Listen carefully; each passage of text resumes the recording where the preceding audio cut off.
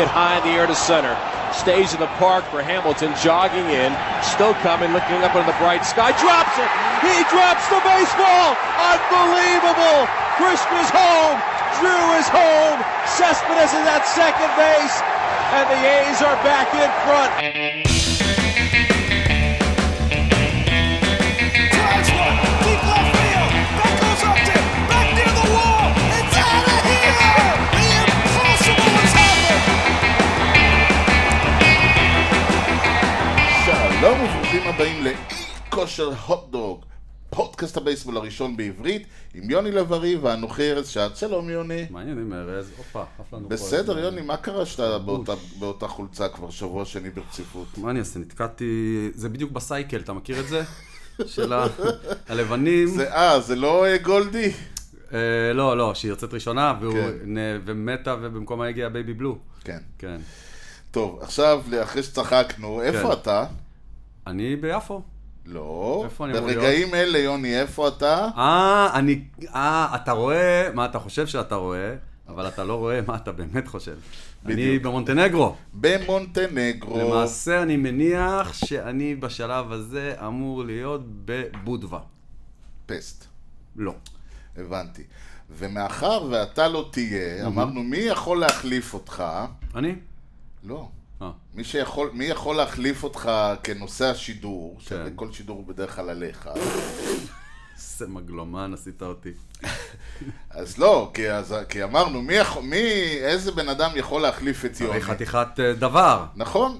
אז הלכנו, יותר נכון קלי שלנו הלכה, ושלפה טובות מאבי הבוידם. נכון. והביאה לנו את וינס קוטרונאו. קטרונאו. וינס קוטרונאו הוא, אפשר לשמוע מהשם, ממוצא אירי אפלאצ'י, איטלקי בדם, דור שני בניו יורק. הוא נולד אמנם בברוקלין, אבל את רוב חייו הוא בילה בפלורידה, אבל לא בגלל זה הוא אצלנו היה, אלא כי הוא שידר מ-1984 בכלל. בייסבול, שדר רדיו. כן, הוא שידר מ-1984 בכללי, למעשה הוא שידר גם בקולג', אבל בגדול מ-1984 בכללי, ומ-1991 במייג'ור ליג של הבייסבול העולמי. כלומר, אנחנו מדברים פה על מישהו שכשאני הולך לישון, בחלומותיי הוורודים, אני אומר לה, אני רוצה להיות הוא. ממש. כאילו, ושדר רדיו, לא תגיד, דיברנו על האולד סקול של החבר'ה האלה, אתה יודע, the picture is in the set, to out, runners on face. הדרך שלך ממש לצייר את התמונה, אנחנו דיברנו על זה לא מעט בראיון איתו. כן, ותשמע, זה בן אדם מדהים, כאילו, איך אומרים, מה שהוא שכח, אנחנו לא נלמד עוד הרבה שנים, ובאמת... הוא לא שכח הרבה. מסתבר. הוא זוכר הרבה מאוד. כן, הוא זוכר את המשחק הראשון שלו, הוא קרא את הקריאה האחרונה בקולוסיאום באוקלנד, ואז הוא גם נפרד. ראה פרפקט גיימס. ראה הכל, אז זהו, אז אחרי שהוא היה ביוסטון הוא עבר לריינג'רס, נכון. ומשם לאוקלנד, שם הוא בילה 16 שנים. רוב שנותיו. כן, 16 שנים כשדר רדיו.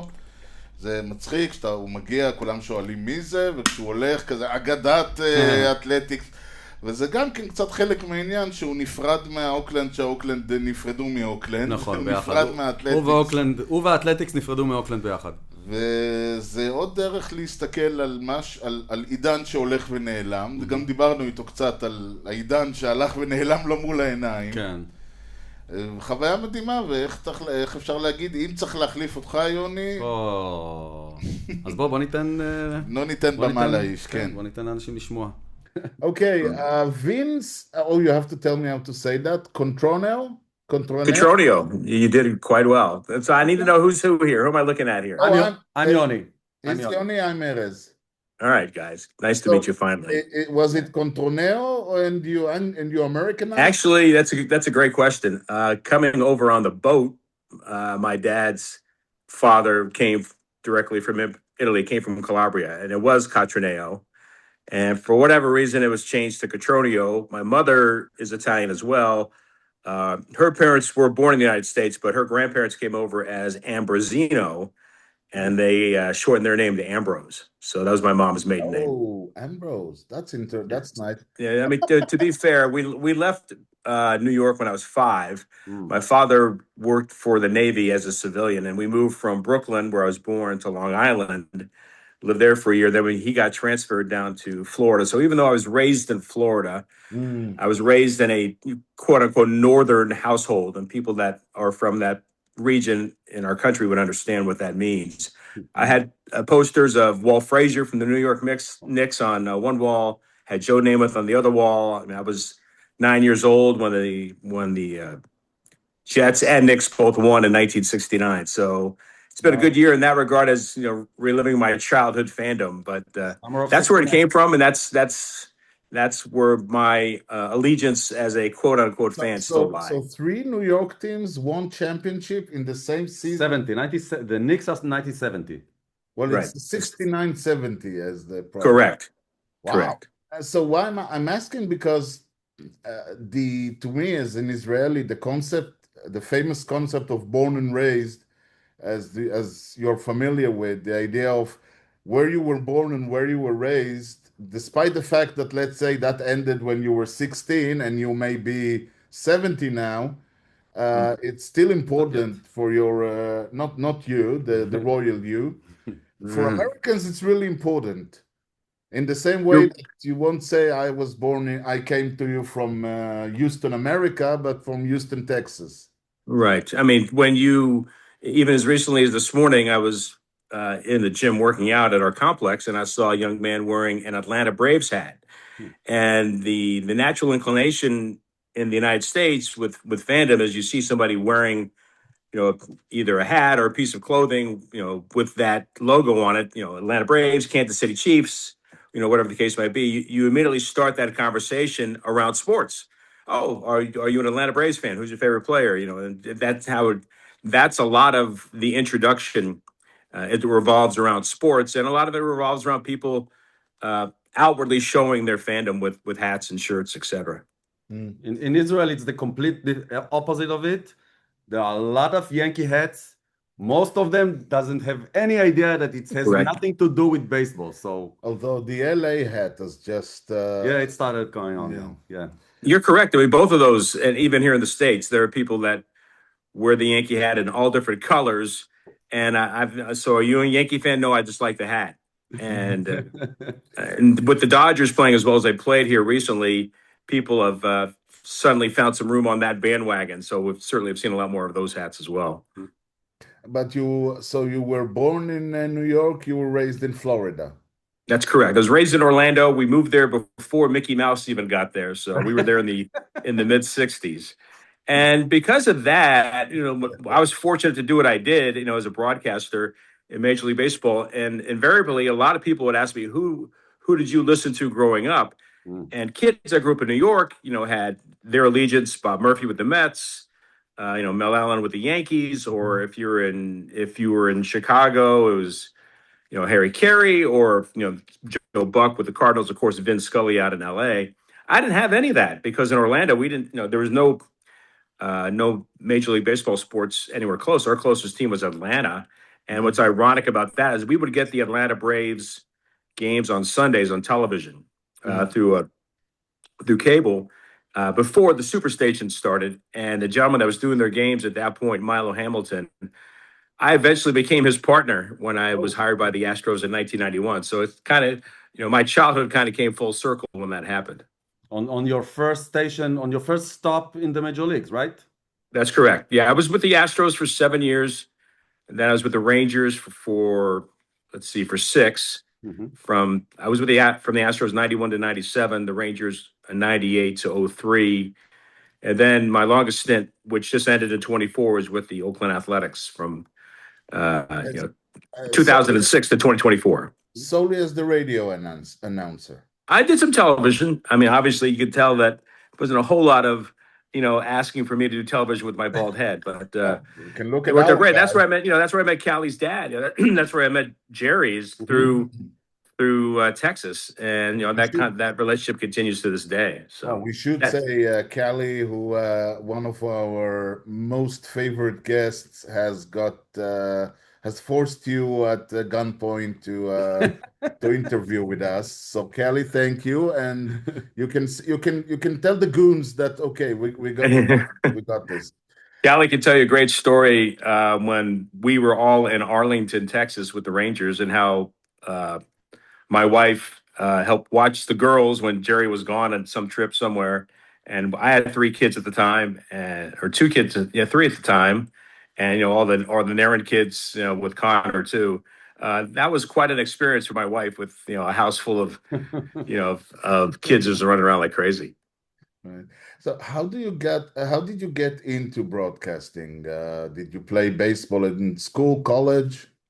I played till I was 17. I wasn't very good. I wanted to be Thurman Munson. I wanted to be the catcher for the Yankees. One of my best friends in grade school, we went to different high schools, and then we went to different colleges, but still in Orlando.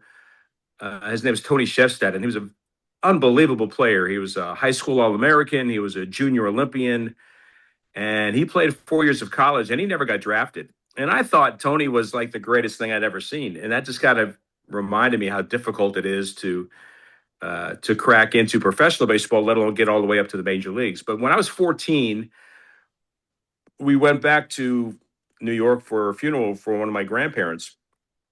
And at the time, we were watching a Knicks game on television. This is 1974. Turned on the TV sound, turned on the radio, and they were listening to Marv Albert. And I was just really enthralled with that concept of the fandom so powerful that this was their favorite team, and they wanted their favorite announcer to basically deliver the news to them. So baseball was always my favorite sport. I went to school for it, radio television major, University of Central Florida. Did a lot of stuff in college. I was fortunate. I went to NBC in New York as an intern and kind of began to build my resume, and spent 9 years in the minor leagues and 32 in the big leagues. So I was lucky that I was able to live my dream to its fullest, and we had a great life with Major League Baseball, and we still have a great life now, but just unbelievable memories from all that time. So do you still remember the first game in the big leagues? Absolutely. It was the Astros versus Cincinnati in April of 1991. This is back when the Cincinnati Reds were the first game of the big leagues every year. That was the history of baseball. They would, up till today. Yeah, they would have the parade, and so we had the game. And my responsibility on the road was to do some pregame coverage and then be on the air during the game. No, I was saying that they don't have the first game. They still have not anymore, but they had the traditional opener for all of baseball. Yeah, right. And my responsibility was to interview Lou Piniella, who was the manager of the Reds. They had just won the World Series the year before. So before the game, they're passing out all the World Series rings, and the owner's introducing all the players. She didn't know any of their names. And here's your ring, Barry, and here's your ring. Yeah, you know who you are, and that kind of thing. Well, I was nervous, certainly, because I needed to get the manager of the opposing team that just won the World Series. And on opening day, every camera in America is at the games. The guys that never covered the team during the season are suddenly out there. And so I went to the Reds radio announcer, Marty Brenneman, who's a Hall of Famer and a dear friend. And I was nervous. I'm 30 years old, just doing my first games. And I said, how do I get to Lou? He goes, don't worry about it. You just come with me, sit down next to me. When I'm done doing my manager show with Lou, you're next. Don't worry about all these other cameras out here. I'll take care of you. And that's exactly what happened. And it was unforgettable. Mike Scott pitched that game against Tom Browning. They lost the game. Luis Gonzalez, who's still a dear friend of ours, misjudged the fly ball in left field and went over his head. A couple of runs came in. Astros lost that game.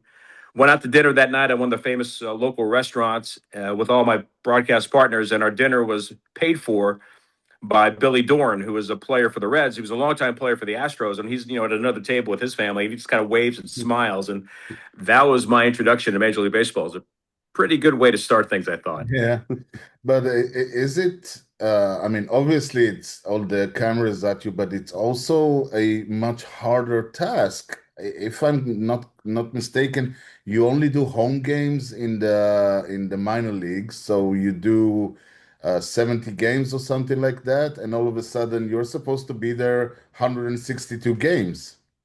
Well, I was fortunate because in all my minor league full-time positions from 1984 through 1990, I did travel with the team. So we had 142, 144 game schedule, and My second full year in baseball was in El Paso, Texas, AA with the Milwaukee Brewers, and we flew everywhere, which is unheard of because we were so remote where we were, on the map in relation to the buses. Texas League. So our owner worked out a deal, and we flew everywhere. So I didn't ride the buses a whole lot. I rode them in my first year in 1984. Then got to AAA, and the difference with AAA is that again, it was an expansive league. So I was living in Tucson, and we had to play a game in Calgary that day. So you'd get up 4 o'clock in the morning. You get on a 6 a.m. flight. You connect in Denver or Salt Lake City. Then from there, you fly to Calgary. You land. You basically grab your luggage, throw it on the bus, go straight to the ballpark, unpack your equipment, and go to work. And that's the way the players had to do it too. So it was that life. I mean, the life that I think a lot of young announcers in today's world have missed that appreciation for that kind of work and that kind of camaraderie you build with the unit that's all together doing these things at the same time. So those are great times. And then, when you're in the big leagues, you're on charter flights, and it's just it's the big leagues for a reason. Yeah, I know. We heard the stories. I mean, I always joke. I do a little bit of announcing for Israeli baseball, which means like 2 games for a couple of months every time. And whenever it's really hot or my equipment breaks or the game becomes, 20-0 in the second inning, and I'm like, this is paying your dues. This is paying your dues. And somebody says, paying your dues to what? I said, for me, it's just more dues. I'm going to be paying dues. But for you, it's always, for people like you, it's like you always have this idea that there is the next stage, the next hopefully the next station in your life from AA, like a player, AA, AAA. Exactly. But again, it's a very, very sharp pyramid. There's a lot of stuff in the bottom, very few at the top. Yeah, the funnel definitely gets tighter as you move up the levels. And you brought up a great point about that game where the score's 20-0, because many times young announcers would send me their tapes. And would you, Mr. Cotroneo, would you please listen to my work and give me your opinion on what it means? And the one thing I'd always tell them to this day is that, look, I'll give you my opinion. It's one opinion. You have selected a very subjective industry, and one man's ceiling is going to be another man's floor. So take it with a grain of salt. Take it from a level of experience that I have, but understand you still have to be you. You still have to do it the best way that you know how. But I would always tell them, I don't need your greatest hits. Like, here's my home run call. Here's my double play call. Here's my walk-off call. Those things are all great. But what I want to hear is when your team has lost 7 games in a row, it's the 4th inning and you're losing 9-1. How do you entertain me then? What makes your approach so powerful that the fan still wants to stay engaged with that game, with that team, because of you and your partner? And that's something I think is really important. You develop a camaraderie with the audience and a lot of respect for the audience, because and we never took it for granted, because you have people that don't have sight, you have people that are infirmed, you have people that are driving trucks for hours at a time, and those 3 hours to them, when the game starts, when the pregame show starts until the game ends, in many cases it's the most important part of their day, because it gives them a chance to smile, a chance to root, a chance to be connected. And it's our responsibility to make sure that happens in a way that is, professional, in a way that's fun, in a way that's entertaining, informational, all those kinds of things that are so vital to making that happen. And I think that's what I try to explain to kids. I taught a class this year at ASU, a graduate level class of broadcasting. And I just kind of broke it down to the very basics. If you've got to be there, you've got to be present. When you're on the field, it's not always with a microphone. You just have to have conversations, talk with guys, talk with coaches, talk with players, talk with managers, talk with umpires, talk with scouts. All these people have a story to tell, and all make you a better broadcaster. Because even today, I don't know everything there is to know about the sport, and I would learn something every day. And I felt that was a great way to kind of go through my professional life, and aside from the preparation that I did behind the scenes, the things that you do in the shadows are more important than when the light is on. So that was a creed that I carried all the way to the very end. Okay, so after being between 91 and 97 in Houston with no postseason, first season in Texas, you're meeting the great 98 Yankees in the division series. Do you remember that series? Sure. 2 seasons in a row, right? Right. So first of all, I did go to the playoffs with the Astros my last year in 97 against the Astros. And what happened in that series, or against the Braves, and against that series, Craig Biggio and Jeff Bagwell, who were our stars at the time, were like 0 for 1,000. I mean, they couldn't do anything against Bagwell and Maddox and Smoltz. So then I go to Texas, and we have this unbelievable offense: Pudge Rodriguez, Rafael Palmeiro, Juan Gonzalez. I mean, we're scoring a million runs a game, and we're playing the Yankees. And in that first series, going to the postseason, the division series, we scored 1 run total. Wow. In 3 games. So fast forward to 99, we get a chance at another crack at them. And I'm thinking, well, we may not beat these Yankees, the one like a billion games, but we're gonna show better than what we did in the 98 series. We scored 1 run again in 3 games. Juan Gonzalez hit a home run. So that was it. That was the offense. It is a reminder for the people that have sat in my chair, continue to sit in my chair, a reminder of how difficult it is to get all the way to the World Series. I broadcast 32 years in the big leagues. I got 1 American League Championship Series. That was it. And we were swept in 4 games by the Tigers. I never broadcast a World Series game. And, it's a dream of everybody that does it. And it just doesn't happen, as easily as you think it might. Right. And baseball being the famous game of failures that it is, as you said, you have to be there for the people when the team is bad, when the team is... where did you go to talk to the people? Because once again, as you say, this truck driver is now, I mean, he's now, let's say, in second inning, they just hit 12 runs. The game is over. 7 innings to go. How do you keep your audience interested even during the doldrums of the less than stellar appearance by the teams? It's a challenge. And the term that I came up with in my years with Texas was diversionary tactics. So after those back-to-back years that we went to the postseason, 2000 was not great. And then they signed Alex Rodriguez. So you've got Alex Rodriguez, you got superstars on this team, and they're losing games 9-7 or 12-10, or even sometimes worse. They just weren't very good. And so you're right. Where do you go? And it really depends on your relationship with your partner and the understanding that, okay, now when I worked with the Astros, when I worked with Milo Hamilton, and you do a game that was the final score is like 2-1 or 3-1, he said, we do those games for free. It's the games like this that you're alluding to, where you're down 9-1 in the second inning. Those are the games you get paid for.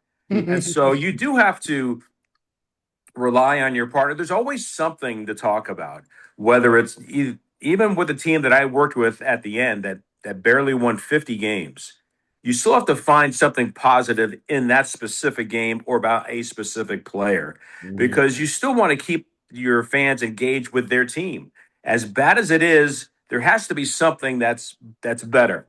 And that's where you go. But you talk about other teams, you talk about the news of the day, you talk about entertainment, you talk about movies, you talk about food.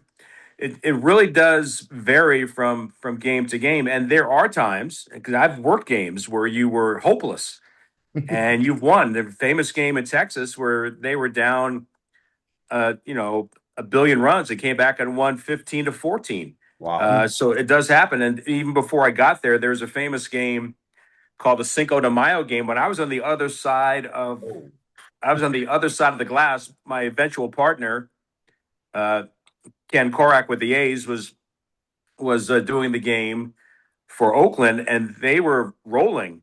And all of a sudden, we came back, and Texas eventually wins this game on Cinco de Mayo. It was like 19-18 or 17-16. I forget what the score was, but we were down like 15-8 in the 7th inning. I mean, the game should have been over 7 times. And we were like vampires. We kept coming back to life. And so there are those memorable moments, not very many, but they are there. So when you're in that situation, how do I fill the time? You can't just sit there and focus on ball one, ball two, strike one, strike two, ground ball to short.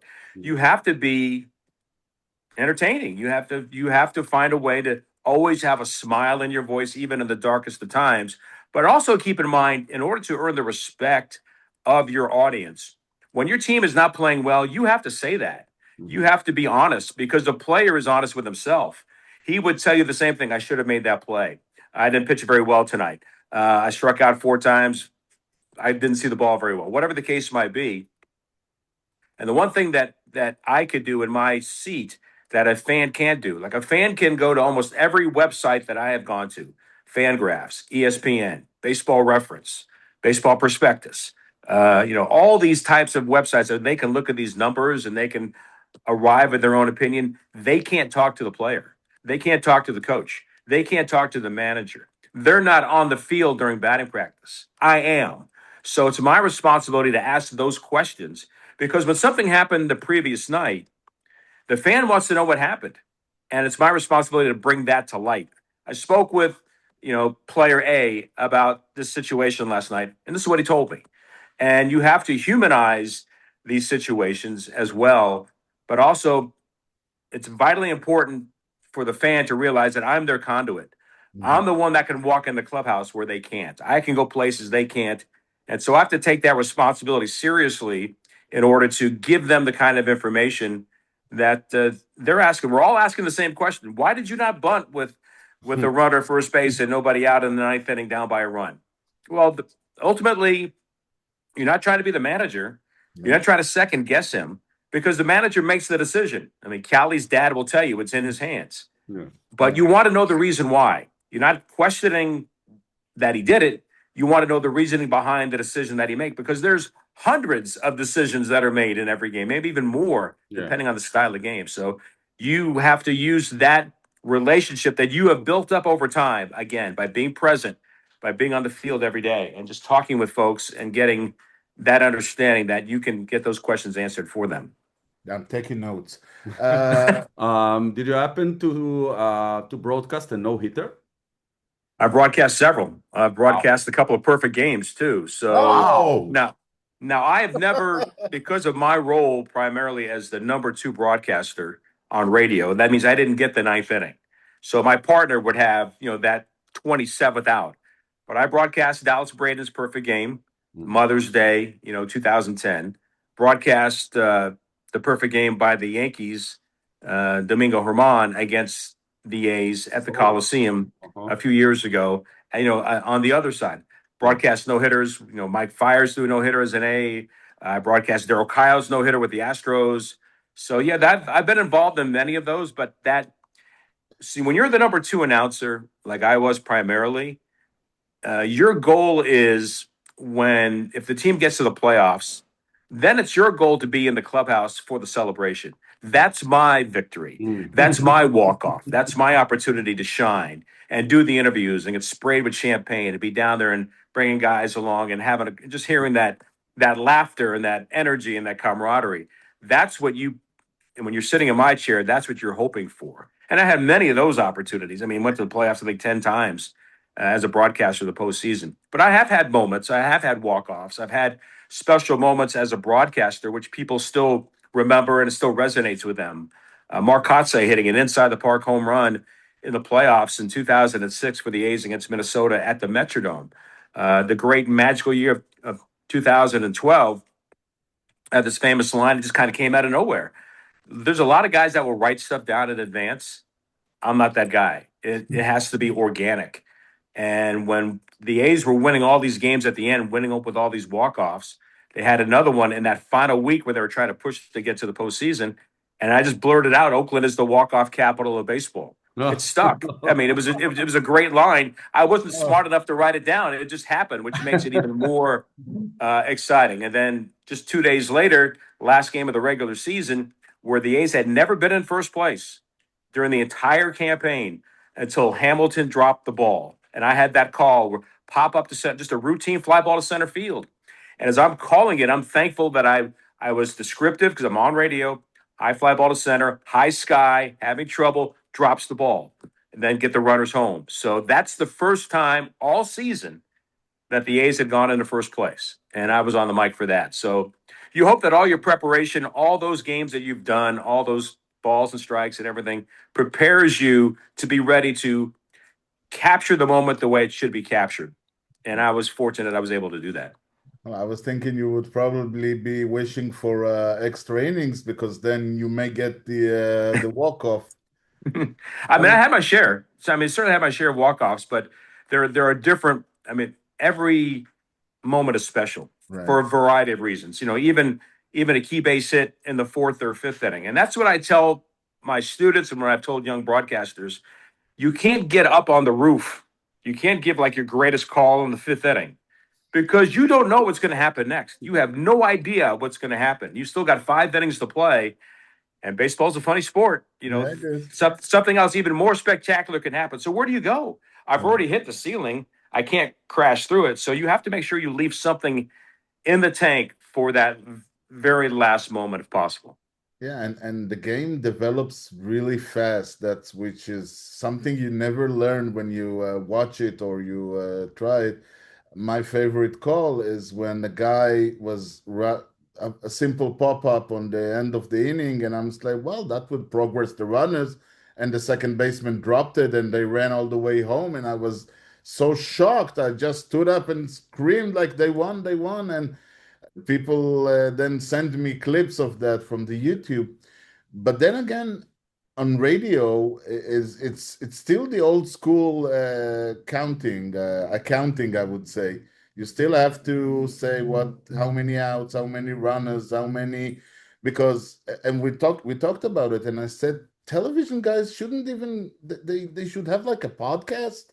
They should be talking. I don't need you to tell me there's runners on first and second. I have the bug. I don't need you to tell me anything. I don't need you to tell me what he did because there's the lower third and they just show you every inning. What would you do if you were doing television, or maybe this is the reason you stayed on radio? Well, I mean, I did more than my share. I did over 100 games on television, so I certainly had my share. And you're right. I mean, the pictures are in front of you. You are not running the show on television. You have a director, you have a producer, and they're giving you the shots that you have to react to, that you as a fan see on the screen. So yeah, you can be somewhat descriptive, but not to the level that you need to be on radio. Mm-hmm. And I would tell, again, when I would get tapes from guys, I would ask them simple questions. I have no idea if Smith is a right-hand batter or a left-hand batter. Mm-hmm. I don't know where he's standing in the batter's box. I don't know where the defense is playing. Is the third baseman next to the line? Is he off the line? Is he playing up? Is he playing back? Is the outfield shifted to right field, shifted to left field? Are they playing straight up? Where's the first baseman? What color are the uniforms? Does he have an undersleeve shirt on? I mean, these are very simple things that you need to get out there at the early stages of your broadcast of that game, setting the scene, dimensions of the ballpark, weather of the day, where's the flag blowing? These sound like very simple, almost, ridiculously stupid things that you need to say, but you do. I mean, I'm your eyes and ears. You're driving the truck. You're down I-5 in California. You're going from Sacramento to Fresno, and you're listening to our broadcast. And I have to be very descriptive because you can't see it. Is it a fastball? Is it a slider? Is it on the inside corner? Is it on the outside corner? Did he swing over it? Did he swing under it? Did he hit a ground ball? Did he hit a laser? Did he hit a line drive? Did he hit a high fly ball? Did he hit a routine fly ball? Was he jammed? All these kinds of descriptions you have to incorporate day in and day out in order to provide that proper description, like you were saying, that people can see on television. Television is a much trickier proposition, and there are several that do it very well. Brian Anderson being one of them, that has a smile on his voice and is descriptive in a way that he knows the pictures are there, but he still takes you along for the ride. Mm. And the most important thing I do tell people when I'm listening to their broadcast, I tell them, I don't hear you smiling. You're broadcasting a baseball game, a minor league baseball game, or maybe a major league spring training game. Sound like you want to be there. I mean, don't make it sound so mundane or so humdrum. I mean, you are sitting in a chair that people would give their right arm for. So make the most of that and make sure you're showing through your voice and through your inflection and through your smile that you're having a good time.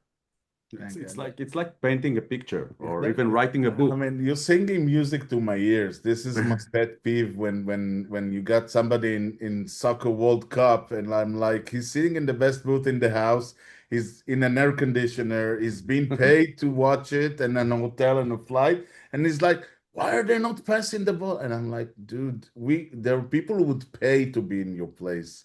Right. And the thing is, what I really appreciate about radio, guys, and this is something that is amazing and probably due to experience, is the cadence, the way to speak, to deliver full sentences between the pitches. Because television, you can talk over the pitch. They don't, but you can talk over the pitch. Nothing will happen. But in baseball, it has to be between the pitches because you have to tell me exactly as you said. And the pitch is down, and whatever takes the pitch down, and the count is 2-2, and then you can continue your sentence, and they don't sound like breaking in the middle of the thing, but they complete a sentence, they tell you what happened, they speak. It's pretty amazing. How long did it take you to get to that level? It's just repetition. And as I told my students, there's no substitution for just being behind the microphone and talking. I mean, that's the only way you're going to get better is to live through those experiences and try to learn from those experiences. You're right. The key is to be conversational. The key is to be, I'm listening to Vince because he's my buddy. I feel like I could sit right next to him and watch a game, sit right next to him and have a beer watching the game. That's what you are striving to do. Not all of us could be Vince Scully with so many countless stories and so many great memories, plus his cadence and the way that he broadcast the game. We all played for second place and we all knew that, and that was fine. But there are so many different ways that you can cook a steak, so many different ways that you can make a meal. There are still different ways that you can present the product that's savory and people will enjoy it. So I think that was the important thing, is to find your voice, find your rhythm with your partner as well. And all that just takes time. I would tell my students this year, I said, look, I know you're not doing the World Series, or you're not doing the Final Four, or you're not doing, the Masters. You're asked to do water polo, or you're asked to do lacrosse. You're asked to do gymnastics. Understand that day to you needs to be your Super Bowl. You need to prepare for that event in a way that you would be preparing if you got a chance to do something even bigger. You have to develop those habits. You have to develop those skills, and it has to start somewhere. And if it means you're doing a quote unquote lesser sport, you better learn the sport. You better learn the rules. You need to get there early. You need to speak to people that are experts or certainly have an understanding of what you're about to watch and what you're about to describe. So it gives you a platform. It gives you a foundation of what you are expected to deliver. You can't just show up. I had one kid that was doing basketball, and I said, why am I not hearing in your broadcast key moments about, I know statistics aren't everything, but if a kid's shooting a three-pointer all the time, why is he doing that? What's his percentage? If he's at the free throw line, what's his percentage? Why did I not hear that? And the kid responded with, well, I didn't have that information. Well, you didn't have the information because you were lazy. Even in junior college, there are websites, there are statistics, there are stories that you can jot down notes and you can glean to make your broadcast better. You have to put in the work, again, in the shadows. The game started at 7 o'clock at night. In the big leagues for me, I was doing my work by 8 a.m. in the morning.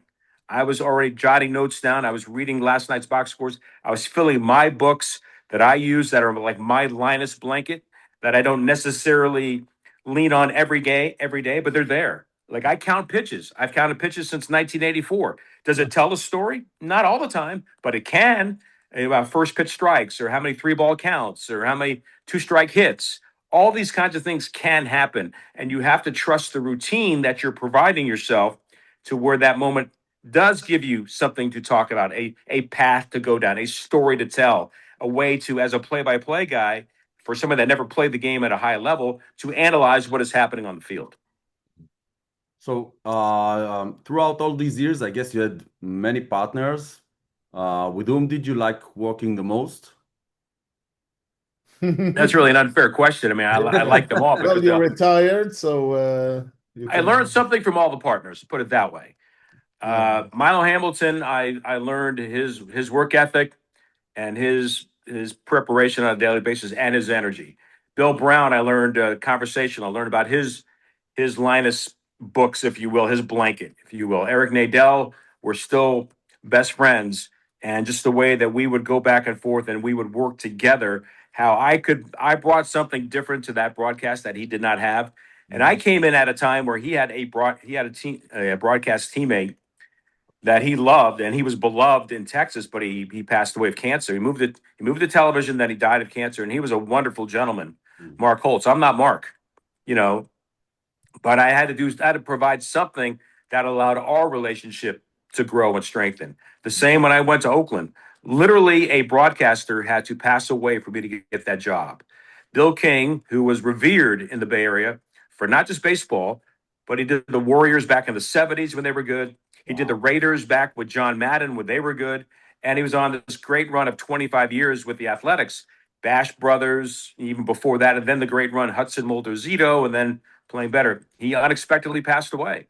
It was my responsibility, and I took it seriously on day one, my very first broadcast in spring training with the A's in 2006. I wrote out a script because I couldn't do it without having the words in front of me, which I rarely did. But I said, look, I'm not Bill King. I knew Bill. I was part of the fraternity.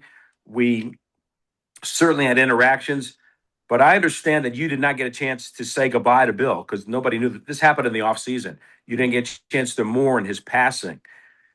I'm not Bill. I'm not going to pretend to be Bill. But my job is that when you're in the car and you go to get a gallon of milk and you turn the game on, I better give you the score because that's where it starts. If you don't know the score, then you're certainly not going to want to listen, and you get frustrated. So hopefully I give you the score enough, and then you like my voice, and then you like my stories, and then you like my description, and hopefully we can grow together. And my partner Ken Korak, who I work with longer, 19 years than anybody, but I knew him going back to my minor league days in Tucson in 1989. So there was this framework, there was this foundation that we already had of knowing each other, and he knew my reputation for my work ethic and what I got on the field. And I knew his reputation with the big voice and the great calls and being a Bay Area guy and working so well with Bill and Ray Fosse.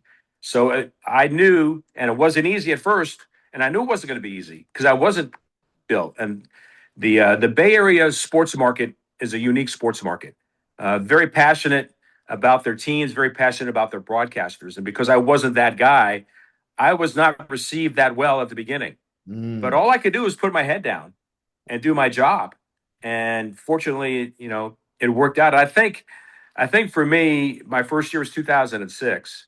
And when I called the Kotze inside the park home run in the playoffs of 2006, that was like this guy might not be that bad after all. Then the next day I had a big moment with Marco Scutero, bases clearing double into the right field corner. Score 3 runs. It basically solidified for the first time in years, in over a decade, that the A's were advancing beyond the division series to the American League Championship Series. And so when they heard me describe those moments, I think they felt like I was becoming one of them, and it allowed me to fortunately have a very good run with Oakland. It's like hitting the first home run. Yeah, for sure. I mean, you hope that when that moment arrives, especially in a new situation and a very unique situation, that you're up to the challenge, that you're up to the task, and knock on wood, and through the grace of God and other people involved, I was able to make that happen. But you brought in an interesting idea because your tenure in Oakland is interesting because we have like your first interview and basically the same site has your first interview and saying goodbye, and it's pretty amazing to see how they move from who is this guy to a great Oakland legend, an athletic legend departs, never mind.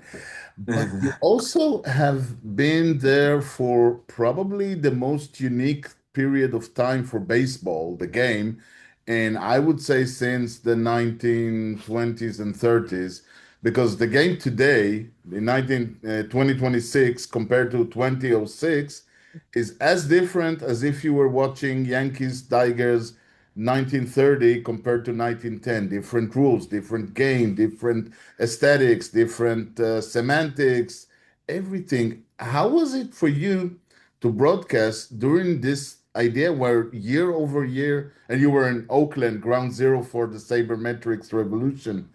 How was it for you to broadcast a game that was shifting so rapidly and so in such a weird direction? Well, I mean, the A's were certainly at the forefront of this type of thinking about what's the best way to win games? How do you produce runs? How do you produce, opportunities? How do you produce base runners? And that grew into this great movement. The problem was where the A's were in terms of the hierarchy of baseball. They had this technology, they had this vision, but then other teams, I mean, it's a copycat sport. People with more money were able to devote more funds, more people, more resources to do, and in many ways surpass what they were doing because the A's just have not been financially able to keep up in that regard. I mean, what has changed is the amount of people that travel with teams now on the road that are not in uniform, guys that are specifically analysts that are looking at numbers and trying to make those numbers mean something and help construct lineups and construct positioning and construct pitching. Velocity has exploded. I mean, my son works for the Brewers, so he's with Jacob Mizorowski every day, throwing 103, 104, 105 miles an hour. It's just it's a whole different world. And you're right, there are more numbers than you know what to do with. Swing speed, bat path. I mean, it's just grown. And what I told my students this year, and I would tell any broadcaster the same thing. Yeah, there's a lot of information out there. There are a lot of numbers, WAR and FIP and W, all these kinds of things that FWAR that people look at for a way to either get an edge or find a way to describe what they're seeing. And I would tell them, it's a great Vince Scully line, and I used it with my students quite a bit. I said, statistics are like bikinis. They show you a lot, but they don't show you everything. And so if you're going to use the numbers, make the numbers come to life. Again, use your experience of being on the field. Why is your bat path different? Why are you swinging faster? Well, I use a lighter bat now. I've used a 1.5 ounce lighter bat or something. You will discover something that makes that number come to life. And that goes back to what we talked about, early in this conversation of being present. You have to talk with players and coaches and managers because the trends are happening at a rapid speed, and you have to be in tune with what is happening. And you have to rely on people that you trust, rely on people who have seen the game over all these trends and have an opinion, have an understanding, have an experience that you can rely on to get a better way to deliver the product on the air. The pitch clock is as revolutionary as just about anything. And I can't tell you the year that the pitch clock was instituted, the A's were struggling. And I turned to my partner, Ken, and said, thank God for the pitch clock, because these games would be 4 hours of just agony. At least the pitch clock gets you out of there in less than 3. It made sense. It really, it was something that was overdue. The players with their tugging on batting gloves and standing out of the batter's box and playing with their helmets and taking extra swings, that had to change. Because the world has changed. The world is much more immediate, much more give me satisfaction in a moment's time. And I think baseball has done a decent job of keeping up with that. Even with the ABS this year, which is another step of technology, the technology is executed in 10 seconds. So if you're able to introduce something, and it also gives credit to the umpires that when they miss a pitch, and they miss a pitch by 0.2 of an inch of a 98-mile-an-hour fastball, it's darting all over the place. It's a reminder. It's a human game, and the humans behind the plate are really good at what they do. Right. And you have to call the game that you're watching, not the game that you. Well, in my time, we did think differently. But you spoke of the Jacob Mizorowski, and I have to say this is a sore. I mean, to me, the issue with him, and it's a big issue, so I'm going to try to make it a small question. Okay. There's always the question of what do you say? I mean, do you say he's a great pitcher, or do you say, guys, this guy is going to be, enjoy it because he's going to be injured. There's no way he's going to make free agency. Short ride. Short ride. Yeah. And it goes back to a lot of things that we saw because there's a lot of controversy with the Hall of Fame and all that. And you keep on saying, I mean, do you say this is a great player or do you say this is a cheater? Do you say this is a great, I mean, where do you put yourself? Do you just say I'm just calling the game, or do you say I have a moral obligation to whatever, the game or my fans? Well, I mean, specifically to Jacob Mizorowski, let's look at it this way. First of all, he's 23. And if you look at video from Jacob last year to Jacob this year, you would see a physical transformation in him. His lower half is much thicker. He's much stronger. He's heavier. So that's where some of that velocity comes. How he's able to whip his arm in a fashion that consistently throws the ball at over 100 miles an hour. I was with Mason Miller, with the A's before he was traded, and he was, pumping 100, 102. But like you said, I'm doing it for one inning. Jacob's doing it for 5, 6, 7, even a complete game at times. So, I mean, number one, you have to look at the physicality of the player. He's 6'7". He has added weight. And yes, there is discussion about that fastball. And yes, there's a lot to be made of that fastball. But he's also incorporated a slider and a curveball. I mean, he's added pitches. He has grown as a pitcher. That's not just the guy that throws the ball over 100 miles an hour. So I think in that form, I'd rather enjoy that ride. It is an unnatural motion for anybody to throw a baseball, whether you're throwing it 85, 95, or 105.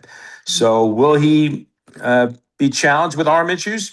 I mean, history says that that's likely the case, not just because of Jacob Mizorowski, but because of what we've seen, because it just is unnatural to do that with your arm. But today's technology, today's medical advances, today's ability to look at your motion frame by frame, have it broken down in a way that allows you to find that proper chain that allows, just like a golf swing, when you have that proper chain.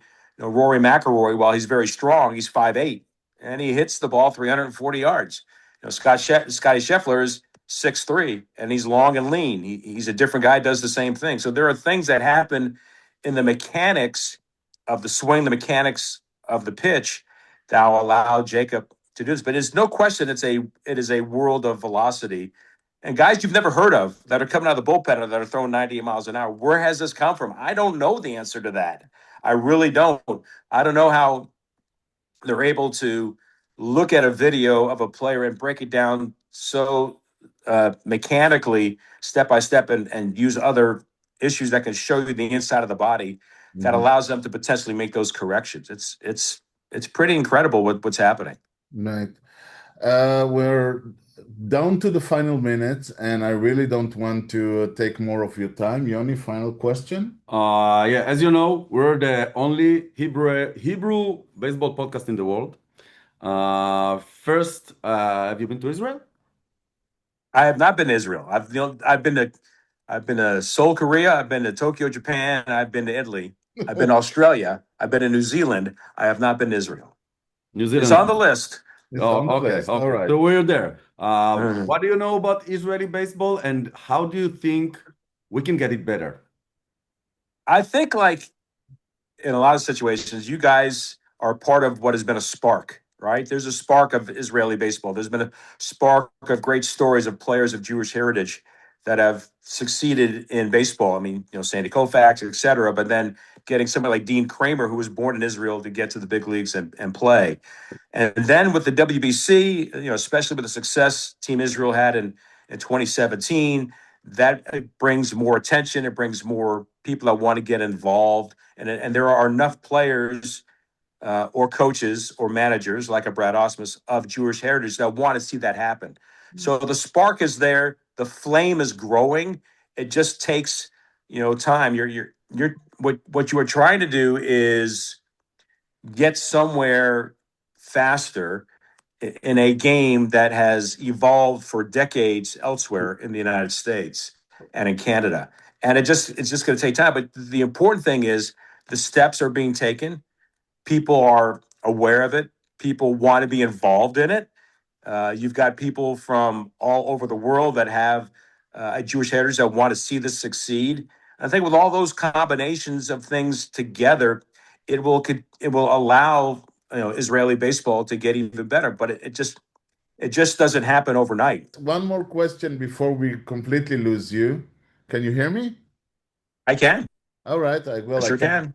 No, but you're frozen, so you're frozen in a good way.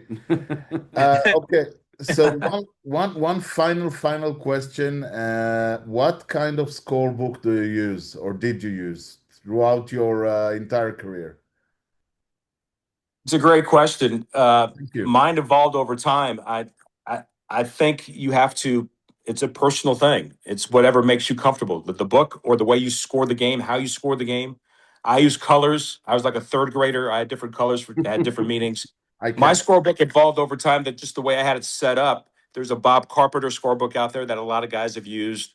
Mine has pieces of that. I think I took a little bit from Jack Buck over the years, but I made it my own. What was important to me that I had in front of me on that page with my preparation. So. It's kind of hard to describe. You find your way because I want to write these notes here, or I want to have these numbers here. I want to have a little space in the margins that I can write something as the game is going on. My pitchers, my umpires, the weather down below what's happening with doubles, triples, home runs, stolen bases, errors. It's what makes you comfortable. Ultimately is how it would allow you to be a better broadcaster. Amazing. Well, I would obviously love to have a picture, because I'm a scorebook connoisseur, and that's how I got into broadcasting and thing, because I was the only guy who knew at the 9th inning what happened on the first. Vince, I don't even know. Honestly, we could have talked for another hour or two, but you obviously are a busy man, retired, has lots to do. I really, really appreciate that. It was so much fun. It's such an honor to speak to somebody who's been part of this game. And I have to say that your final call in Oakland is so amazing, because you are so emotional and yet so professional. And I listened to that and I said, one day I want to be in that position where I can have this great emotional wave and still be able to speak to the audience as if nothing happened. So it's a great pleasure. Well, I appreciate that very much. It was, I didn't want it to end the way it did, but it did. And instead of being filled with some animosity toward it, my wife and I, we just looked at each other and said, look, we've had 32 amazing years in Major League Baseball, more than a lot of guys could ever dream of. We've built a great life. We've raised a family. I've walked one daughter down the aisle and got another. Our son's getting married in November. We've traveled the world. We're very lucky because of baseball. It gave us an amazing life. Still continues to give us an amazing life. So thankful for that. And it is the way it is. I'm glad I was able to kind of pass through the way I did and enjoy every moment that we had. Well, I'll be happy to have you do a Israeli baseball game with me one day. And you never know. You never know. I actually never know that those things do happen. Thank you very much, Vince. It's been a pleasure. Thank you. All right, guys. Tell Callie hello. Anytime you need anything, don't be afraid to reach out. I really enjoyed it. ועד כאן לא סתם. טוב, יוני, אחרי ששמעת שוב את הרעיון, כי פעם קודמת לא הקשבת, היית עסוק בדף שלך עם השאלות. מוציא אותי רע, טוב, הכל עקום פה בסיפור הזה. ככה, כשאתה לא פה, אני חוגג. אני רואה. חכה. טוב, בעיה שאתה בחיים לא לוקח חופש אתה, זה הבעיה. כשלקחתי חופש עוד הייתי פה, זה העניין. גם נכון. טוב, אז אנחנו דבר ראשון, אז נגיד תודה כמובן לווינס קוטרונאו ולקלי מיטשל, ותודה ענקית לקלי מיטשל שפרגנה לנו את הבן אדם הזה. תשמע, אני אמרתי כשהיא הייתה אצלנו זה היה אחד הרגעים הגדולים של הפודקאסט, אז הנה היא אחראית לעוד אחד מהרגעים הגדולים. האישה הזאת, רגעים גדולים הולכים בעקבותיה, ויהיו עוד, אני בטוח. אין לי ספק. תביא לנו את פול גולדשמיט, זה יקרה. תביא לנו גם את אבא שלה, אנחנו מנסים להרגיע. נכון, זה פספסנו, הוא היה פה בארץ ופספסנו. בסדר, הוא בא בתור סבא, הוא לא כל כך בא בתור בייסבול לג'נד. גם נכון. ואנחנו נגיד תודה לכם על ההאזנה, אנחנו נגיד תודה מיוחדת לטטרש על האירוח המסור. באהבה. ניתן להמשיך את הדיון, לא, אין צורך, הוא לא קשור הפעם, שבוע הבא. טוב. ניתן להמשיך את הדיון בפייסבוק, או באתר המאזרשיפ שלנו, הופסי.co.il. בייסבול, פודקאסט, co.il, יוטיוב, הכל הפוך היום.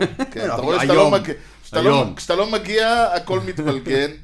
youtube.com/כושר הוטדוג, ותודה ליוני, יוני משהו לאומה לפני שסוגרים. אני אשוב, מבטיח לשוב, בקרוב.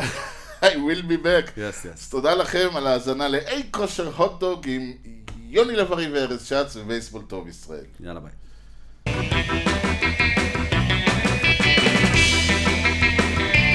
Swung on a drill to right field. Doing back Sanders on the track at the wall. See ya! See ya! See ya! A home run!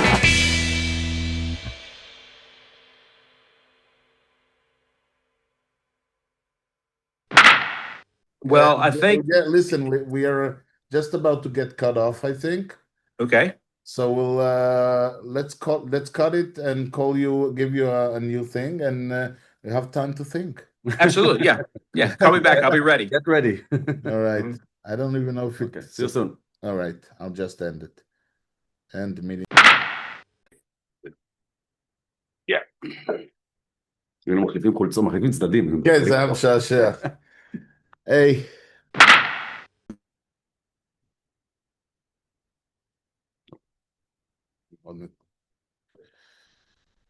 נראה לי החיבור שלו קצת. I really hope we didn't lose him. זה בטח יהיה עוד שעתיים. My internet connection is unstable? Can you hear me? No. Yeah, sorry. Now we lost you for a minute. Okay. That was my best stuff too. You missed it all. Yeah, we sure did.